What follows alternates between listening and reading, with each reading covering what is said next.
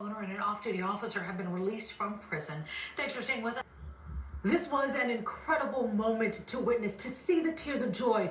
These three men were fighting to prove their innocence for more than 2 decades, and it turns out the evidence that could actually set them free was right there all along in the district attorney's office. Today is the day I am going home. Today is the day I am going home. I never gave up on my dream to one day be reunited with my loved ones. A 24-year wait to take in his first breath of fresh air as free men. Good to see you. Oh, man. On a chilly March afternoon, George Bell, Gary Johnson, and Rohan Bolt left their stark cells at the Greenhaven prison for the warm embraces of their families. The 2-decade journey to prove their innocence finally over. I am hereby vacating your convictions. I'm releasing you. December 21st, 1996. Ira Mike Epstein was opening his check-cashing business for the day on Astoria Boulevard.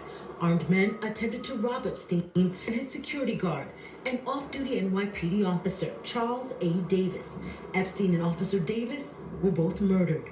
The crime occurred a few days before Christmas, and Giuliani said, "We're going to solve this case by Christmas."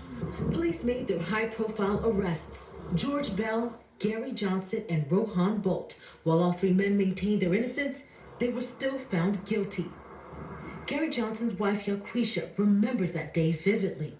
No, he didn't expect to get convicted. And today, George Bell described the moment from inside Greenhaven prison. After I was convicted for capital murder, I couldn't fathom or wrap my mind around how God would allow the justice system I believed in to fail me in such a tragic fashion. The next 24 years were a nightmare, only seeing family from time to time during prison visits. We all know that jail is not a nice place, so that, some sleepless nights came behind that. Brandon Bolt was just 6 when his father was arrested.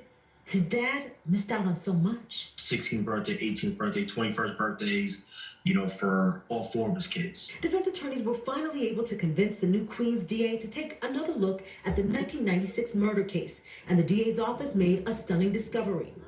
Prosecutors had evidence at the time of their trials that was not revealed. The witness who identified the 3 men suffered from hallucinations, and there was evidence the crime was committed by other men, a Queens robbery crew called the Stick-Up Gang. Mr. Bell, Mr. Johnson, Mr. Bolt, the miscarriage of justice in your case, in your cases, is egregious, and it took way too long to discover the truth. Today, the truth set them free. It's been a long road. Every night in my cell, I pray for this day to happen. And getting to this moment took the work of a team of attorneys and paralegals. They worked for 8 years, all of them working pro bono without pay. Reporting outside the Greenhaven prison, Ayana Harry, X11 News.